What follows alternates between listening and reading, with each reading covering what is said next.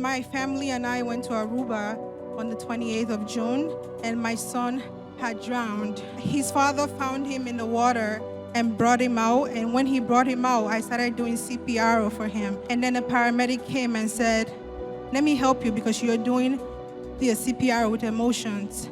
And then when I stepped back and I saw him, I started crying. And then I remembered I'm an NSPPD. And so I was like, I watched testimony. People always put, "Oh Lord, show me mercy." And then I went on my phone. I found the first "Oh Lord, show me mercy." It was sometime in October 2022. And I put it on. And Pastor Jerry said, "I don't know who you are. You have blood in your lungs." And I said, "God, my son doesn't have blood in his lungs. He has water." And I was like, "But I'm going to take this testimony for him." I put the phone by his ears. And as soon as Pastor Jerry said that, he came back to life. He coughed up blood.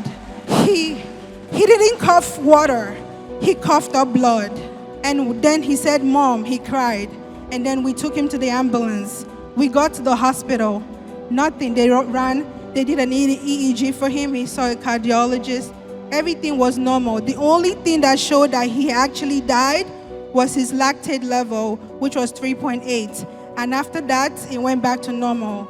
I'm just here to show people my evidence. I told God I'm going to come here today because today is not just a conference for me. I'm rededicating my son to God. His name is Orishawaimi. It's Ishakiri, for God had his back.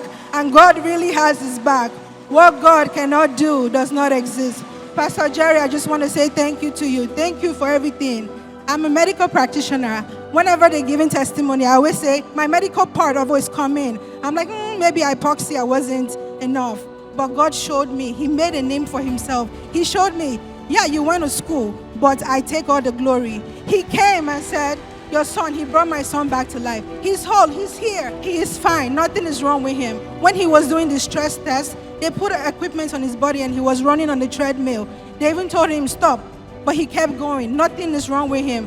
No seizure. They were trying to say, oh, maybe he had a seizure, but nothing. He didn't have no seizure, no indication. The only thing that had showed that he drowned, which when your lactate is high, is more of like a mortality. That means oxygen didn't go in your major organs, and that's the only indication. And it went back to being 2. On that day, it was 3.8, and after that, it went back to 2. What God cannot do does not exist. Thank you so much.